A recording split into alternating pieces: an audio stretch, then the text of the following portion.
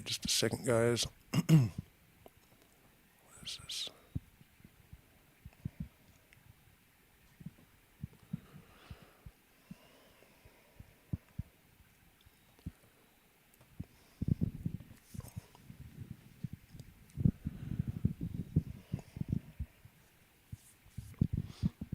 So it is election night, and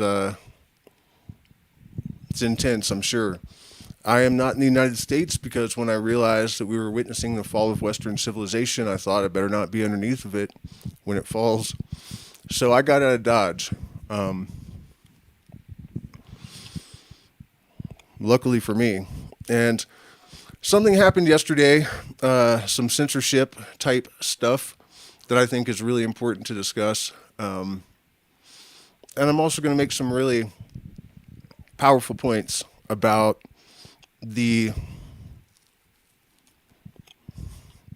Sorry, guys, I'll explain this in a second. Abominable, the awful candidates in the U.S. this year. I also want to thank those of you that have wished me speedy recovery. I am in excruciating pain because of a dental issue, basically bad genetics. It's not clear whether it can even be fixed. I don't know what that's going to mean. So, yeah, kind of sucks. Luckily, I live in a country where coca leaves are illegal, and so I have this nice numbing agent so that I can come on here and have a chat with everyone. But it still hurts pretty bad. I don't know how long I'm going to be able to do this. So, let's start with what happened yesterday. 2020, I was watching one of the Democratic preliminaries, I think they're called, which is weird because I don't ever watch that stuff. And I saw with my own eyes Tulsi Gabbard and Harris were basically sparring. Gabbard went after Harris about her record as a prosecutor, which is horrific. And Biden came up. And Harris said the only thing we need to know about Joe Biden is he more of a rapist or a racist.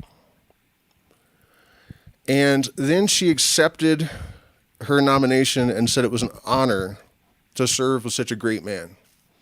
Right?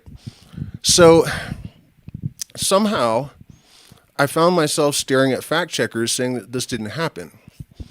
And they cited as the source they thought it was coming from the time that she said, Joe, I don't think you're racist. The crazy thing is she was referencing the fact that she had just said he was racist. Why else would she have brought it up? Right? So I did a bunch of sleuthing, searching everywhere. Where's this debate? There were 11 debates. All the rest of them are there. Can't find it anywhere. Couldn't find this clip anywhere. But I found in the next debate, the moderator asks her about what she'd said about Biden in the previous debate. That is proof that it happened and that it's been deleted from the internet.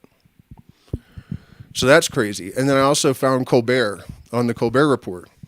He asked her, how could you say these things about him and now you guys are best friends? And she's like, hideous cackle. It's a debate. Like lying through your teeth about someone is okay in the context of a debate or something. And so Colbert actually calls her out again and says, so are you lying now or were you lying then? So there are references to her having said this, but the clip is gone. So I post links to Colbert and the clip of the debate where she's called out on it. 2 hours later, I get a community standards warning, not a strike, but a warning for a video where I pick a mushroom and ID it in the camera. I do not talk about it being psychoactive. I do not eat it. There are entire channels dedicated to growing all sorts of different mushrooms, including psychedelic ones. Entire channels.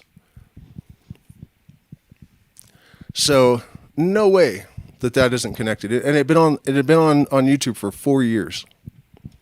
4 years. So what brought that all on, however, is this. It clicked in my head that there are two things, just these two things, that are proof positive beyond a shadow of a doubt. Proof positive that these candidates should not be allowed anywhere near any public office. They shouldn't be allowed a position of authority at an elementary school, much less the White House. Right? So here are those things. Kamala Harris, to say that stuff about Joe Biden, and by the way, let's just play devil's advocate and say that my memory's wrong, even though I mentioned this for the first time 4 years ago on this channel, and it didn't become an internet thing until recently, and yet other people remember it the way I do. And I have proof that I put it the same way they are, going back 4 years. So, but let's just say it's not true. There is still a video of her saying she believes every single sexual assault accuser, believes them all. So how has she not said that he's a rapist? Literally has, and there's still proof of it. And the racism thing.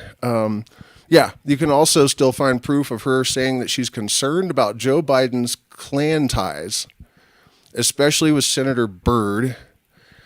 And he actually eulogized a Klan dragon when he died, calling him a friend and mentor. A friend and mentor. A mentor. She says all this stuff and then just accepts the nomination and says he's a great man a week later. That is absolute proof that this woman has zero integrity. You're going to trust her with secrets. You're going to you know what I mean? There's no way that's okay. I mean, it's so not okay that it's incomprehensible that it's actually happening. And it doesn't matter what the fact checkers say. It is 100% certain that she talked about being concerned about his Klan ties and believes every sexual assault accuser. How is that not saying he's a rapist and a racist? That in and of itself, forget about the fact that she knew a man was innocent and fought to keep him on death row for 18 years, saying he should stay on death row, even if he's innocent because he filed his papers late. You're going to put this woman in the White House? There are people making memes that have her in front of the Statue of Liberty with a torch. And it said, let freedom ring. Let freedom ring by putting the woman that defied a Supreme Court injunction to release thousands of nonviolent short-term prisoners, some of whom died because she didn't release them because the conditions in the prison were so bad and she knew they were that bad. She had that information. And on the grounds that they were providing free or cheap labor for the state, she made the decision to allow nonviolent short-time prisoners to die so that they could provide labor for the state. Let freedom ring? Are you out of your monkey-ass mind? And then on the other side, we have Donald Trump. Now, let's forget about all the pictures with Diddy, all the pictures with Epstein, all of the weird comments he's made about his own daughter. Because there is one thing that is recorded on the Howard Stern show. No one can deny it. He goes off talking about how hot Paris Hilton was when he met her. She was 12 years old. 12. You know, if she was 16, most of the world, you know, the average age of consent is 16. You know, so that would still be weird. But I don't think there's any person on this earth that would make an excuse for a 50-year-old man saying a 12-year-old girl is hot and like enthusiastically talking about it. Just those two things for Kamala Harris to say these things about his Klan ties, and she believes every assault accusation, and then call him a great man and it's an honor to serve beside him a week later. You cannot trust this person in a position of power. No doubt. No doubt. There's no question. And for Donald Trump to have talked about how hot a 12-year-old is also should disbar him from holding any public office. And, you know, the first step in freeing ourselves from this stuff is to be able to objectively analyze and apprehend the situation for what it really is.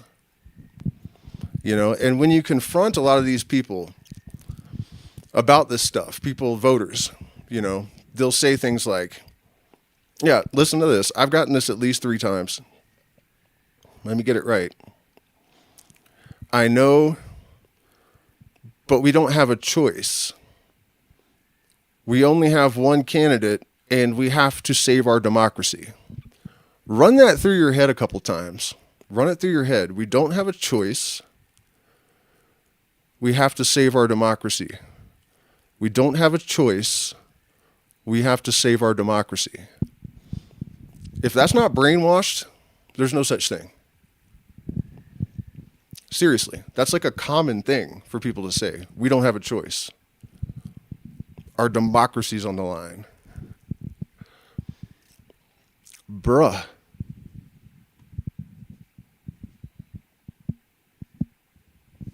So let me check in with the other chat. We don't exactly have a huge audience tonight, which is unfortunate because this time 4 years ago, I did this a similar stream. I almost used the same thumbnail actually, and it hit 20,000 people. And I was talking about this very thing, and I was demonetized and deprioritized and blacklisted. My Facebook was even deleted within like 3 days or something, you know? So anyways, I mean, I know I see everybody in here are, you know, regulars. It's not like we're reaching new people with this important message tonight, you know? It's a sad thing because, you know, as much as I would like to just never think about it or talk about it ever again, it is still continuously dawning on me how insane it is and how lost all of these people are. I really, I can't understand it. I can't fathom it. You know, why do people feel the need to put all of their hopes and dreams and aspirations on some slimy, abstract symbol, you know, slimy person, abstract symbol? How can they make it make sense to themselves? You know, it just, you see both sides supporting Israel. You know, Trump said he was going to drain the swamp. He filled it with more swamp monsters. I mean, no matter red, blue, red, blue, red, blue, red, blue, red, blue, over the decades, the trajectory has remained the same. And we have people tonight, more than likely out there preparing for civil war if the wrong side wins. And can you imagine, let's assume I'm right, and the whole thing really is just a farce, nothing more at all. They're ready to go kill people in the streets when the puppet they're fighting for is literally his strings are attached to the hands of the same puppet master. And Henry Rothschild, he died, didn't he? But, you know, that guy or his equivalent is sitting in his castle right now, just laughing his ass off, watching these crazy monkeys.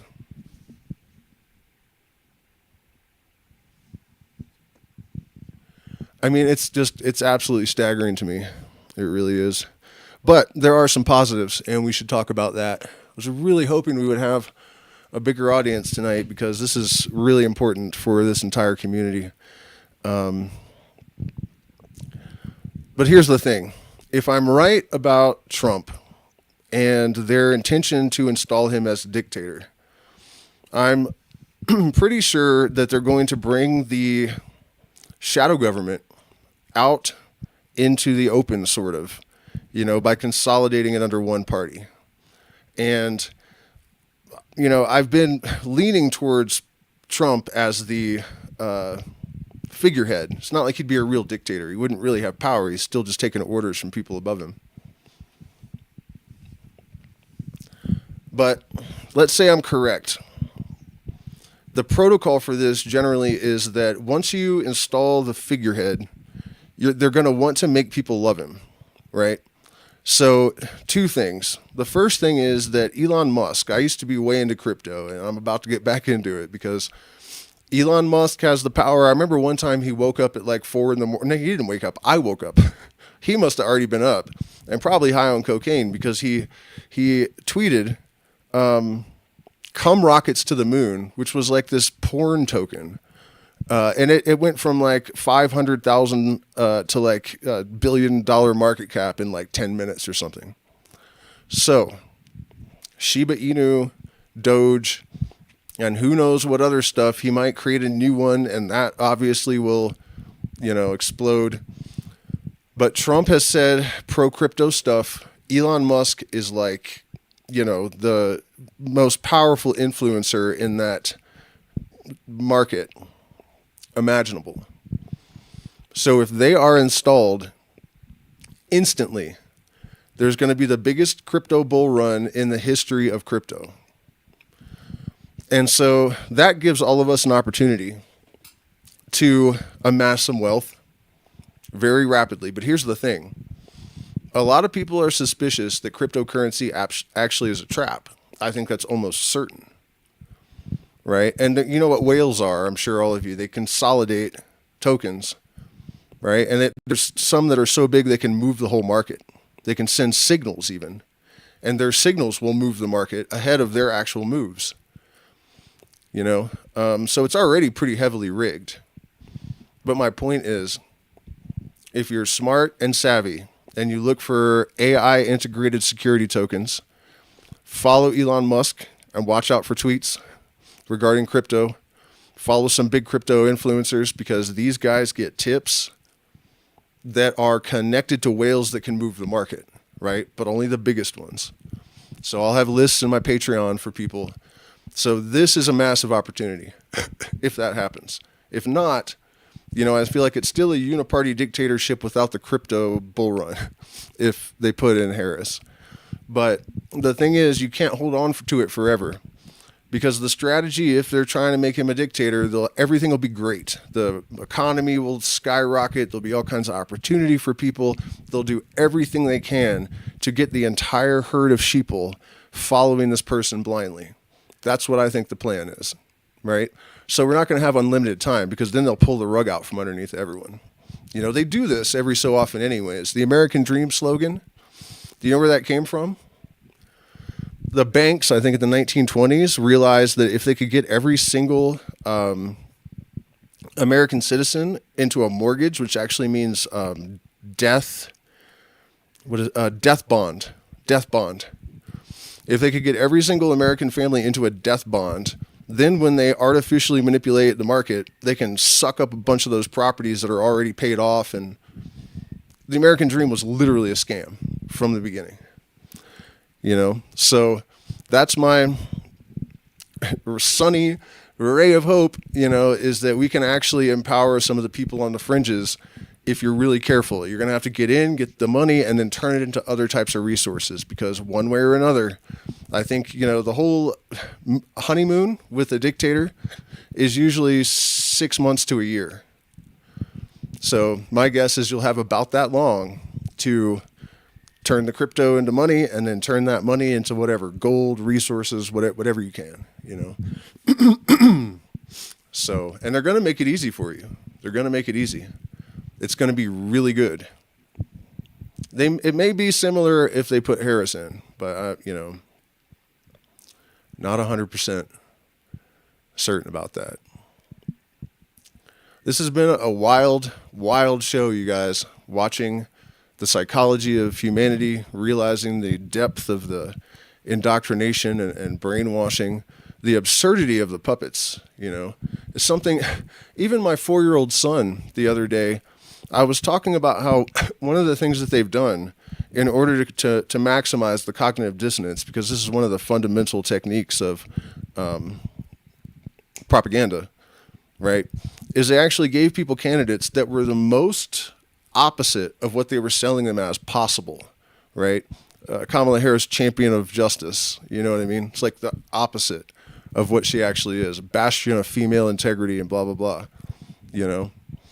I've never seen anyone lie that much. She's not from a middle-class family. She didn't put herself through college working at McDonald's. You know what I mean? That's just... Her own father still doesn't speak to her because she's such a piece of shit. Even after she became the first female vice president, it's that bad. And then Trump too, a hero of the people. He spent his entire life ripping off blue-collar people. He has 4,000 lawsuits, over 4,000 lawsuits. And a bunch of them are sexual assault cases, many of them from minors. People's hero. Maximum cognitive dissonance. And I was talking to my partner about this, and my son goes, yeah, some people are really actually sheep. They look like people, but they're sheep. They just sit there and blink. That was a proud moment. I was like, damn, Nagwal, that's amazing of you. Yeah, please do hit the like button, share, subscribe, consider becoming a patron. Channel's been falling off by the numbers for the last month or so. So that's a bummer, And then I can't help myself from digging my hole deeper by doing streams like this. Yeah, it's crazy, man. We don't have a choice. We have to save our democracy. We don't have a choice in who we vote for. We have to save our democracy.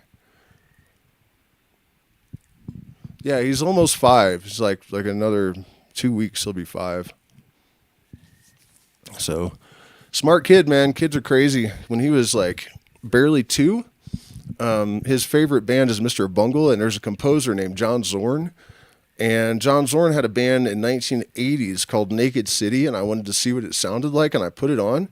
And within 30 seconds less, my son was like, Mr. Bungle, he recognized the composer in a project that's not even the same genre. Blew my mind, man. Absolutely blew my mind.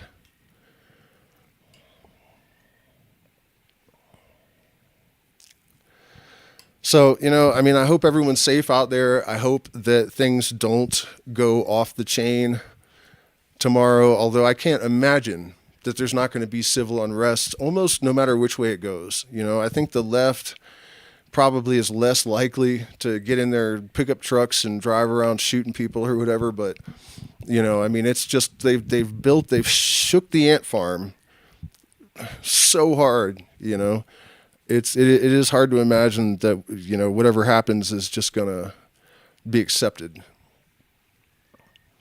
So it's really frustrating and insane to watch people going to these extents when they're just being duped anyways. They're fighting each other over something that isn't even real. The lunacy of thinking that someone that would, say the things about Biden that Harris has said about Biden, and then a week later say it's an honor to serve beside him. To think that that's someone to invest your hopes and belief in, or Donald Trump, who has been a horrendous person his entire life, is suddenly a hero of the people. It just makes it so much harder to watch all of this misplaced trust, and they're so rabid and convinced of their righteousness in their alliances with these people. And it's a trick. It's a fraud. The poly trick all shitstem, as Bob Marley's guitarist. Peter, the reggae guy.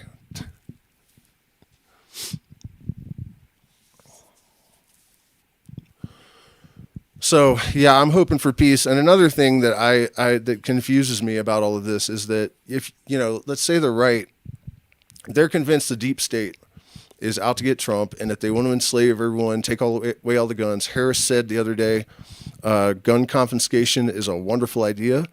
And if the Congress doesn't do anything about it within the first 100 days, I will sign an executive order to send them to take your guns. You know, and of course she's going to say this a couple days before election for maximum impact, you know, maximum division, maximum fucking shaking the ant farm. You know, don't even try to tell me this stuff isn't deliberate. But what I was saying is, don't these guys that are thinking about civil war realize that that would be playing right into the deep state's hands if they're right about the deep state? They have the people in the U.S. backed into the corner so hard. And this is a big part of the problem, right? Because the average person doesn't think like a military strategist. You know what I mean? They don't think like an intelligence analyst. They just don't comprehend how, you know, you have to think of the government really as a super intelligence. This whole thing of putting people like Trump and Harris in office, part of it is that they're clowns, and it allows the people to perceive just bumbling bureaucracy rather than perceiving what's actually happening.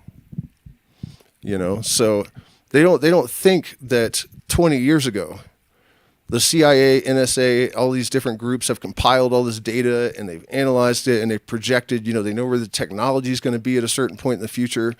They know how people are going to respond depending on which candidate is elected or selected. You know what I mean? Like, no matter what you do, they've already thought of that. They've already thought of that. You know, you're playing chess against an invisible opponent who is infinitely more intelligent than the sum total of all of your people. That's the reality.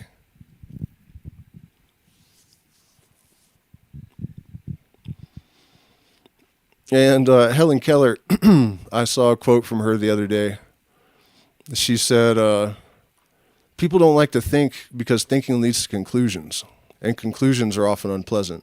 And somehow I hadn't thought about that. I knew people didn't like to think, but I didn't know exactly why. And, you know, thinking all this stuff through, I guess I do understand why they don't like to think.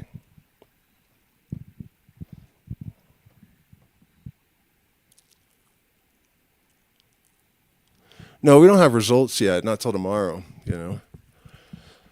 So I actually put how to stay inspired throughout all this in the title.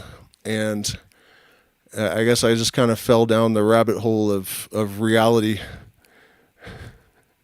the abyss that we're staring into. You know, for myself, actually, though, I have, in the last week or so, despite this horrendous pain in my jaw, you know, anybody that follows me knows that one of my big heroes that I had a personal connection with died last week, I guess it was now. And it was strange because I had started like obsessively playing the guitar again after 6 months or so being pretty dormant with it. And it was like 2 days before he died. And the night before he died, I was actually thinking about him. And I started to think like, you know, I should look at some of their influences and try to learn some stuff and also start learning things that are outside of my normal, you know, neo soul. And I learned a bunch of King Gizzard and the Wizard Blizzard's bass lines. And I've spent like last night 6 hours studying Mozart's, what is it, the third movement of that really sad one. I can't remember the name of it right now. It's his most famous song. It's really sad. 3 movements, like an hour long. And then he died, and I had just been inspired by him to do all of these things, and particularly the Beethoven piece. I realized getting into it that all my compositional weaknesses and all of the things that I needed to know to make the music that I've always wanted to make, and it's always kind of stopped me from making music at all. You know, I've written a few songs, but not like I should. And I realized like it was like a huge moment for me. And so Phil had managed to, you know, he inspired me with his band in the 20s to pull my life together and have a purpose, and like, you know, and then he dies, and that same purpose is resurrected and expanded exponentially So it's just incredible, and that actually does vaguely tie into what we're talking about here, because one of the things I've realized the hard way dealing with this since 2020, and I lost a lot of money for talking about the one party reality in the United States and stuff. A lot of people cut their Patreon. It just happened a couple months ago again because I wouldn't take sides, you know. And I don't know if those people realize that they're just as bad as the overlords. They're like henchmen for the overlords when they're punishing people for telling the truth. They're actually being evil. It's evil. They're doing the dirty work of their overlords. So anyways, talking to people about this stuff doesn't really do anything. Any of you guys that are listening to this and haven't clicked away, it's probably because you already know this, and maybe you're watching it because it's comforting to know that there are other people out there that have noticed, or, maybe some of it's new to you or whatever, but preaching to the choir almost without doubt. So the only thing we can do is try to live like Phil and be such an inspiring person that even your death exponentially increases and this is interesting too, because the idea that people could, especially big souls like that, right, like disperse into the unified field. So it's like the energy, because I'm trying to put the same energy out there the Grateful Dead did. He died, and my ability to put that energy out is like exponentially increasing all of a sudden, so that's really the only solution. Tomorrow's election day. I don't know if I'll stream about the results or whatever. I don't know, but I do know that I won't have any reason really to talk about this stuff anymore, and that's really the only solution that we have. Is to live in a way that makes people inspired and curious. How are we doing it? What is our inspiration? What is our motivation? To make it enviable, respectable, righteous, because we're not going to get anywhere by directly confronting people's political positions and whatnot. One of the reasons that propaganda is designed the way it is that when people have cognitive dissonance, right, they're holding opposing ideas in order to maintain some belief. All of these, look all throughout the personalities of the candidates, their histories, the way they're marketing them. It all has that designed to create conflict within people.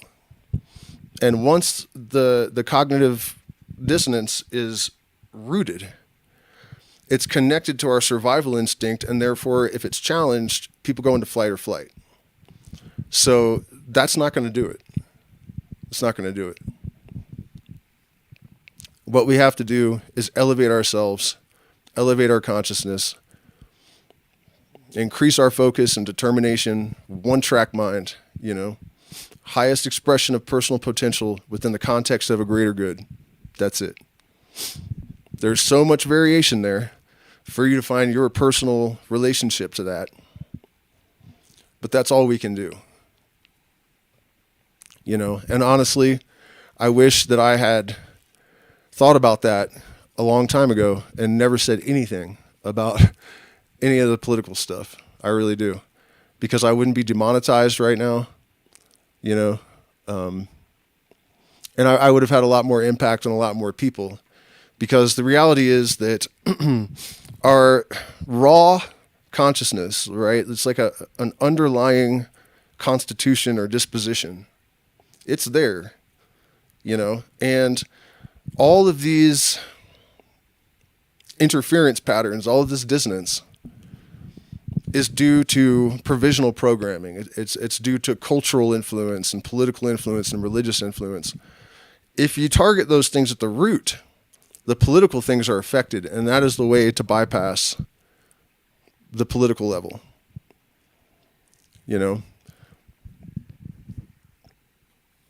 You have to go up, under, around. What does Maynard say? Find a way around, through, or over, or something. Should have listened to him the first time I heard that song, because this is what he was trying to tell us, you know. Direct confrontation is not going to do anything. It's just a toxic waltz. But if we align ourselves with light, then it's a divine ballet. Let me look at the chat.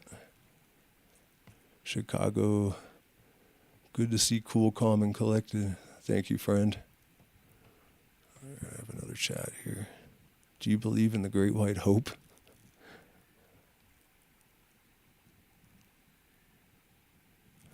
I don't know what he means by do I believe in the great white hope. I don't know if that's some kind of white supremacist thing or, you know, actually, I think that the blending of the gene pool is what will create a superhuman. You know, if people were created equally, it was definitely distributed differently. So, you know, we have different strengths and weaknesses and different races, blend them all together, and you have a superhuman. So that's, you know, really racism beyond all the suffering it causes. That's maybe the most evil thing about it. It's anti-evolution. It's anti-progress. You know, that's the reality of it. You know, and there's so many aspects of this that we could discuss. I don't know if it's, you know, really a good investment of our time, you know, to talk about wedge issues and how they're designed and, you know, why there are always things that are unwinnable arguments like abortion and, I don't know, what's another wedge issue that they're always, prayer in schools is definitely not one. Have I seen Biden's apology to Native Americans? No. What did he do to the natives? He should be apologizing to black people. Literally what happened with the crack epidemic is that there was a African-American unemployment problem. And this has all been released by the CIA. So don't call me a conspiracy theorist. Go read it yourself.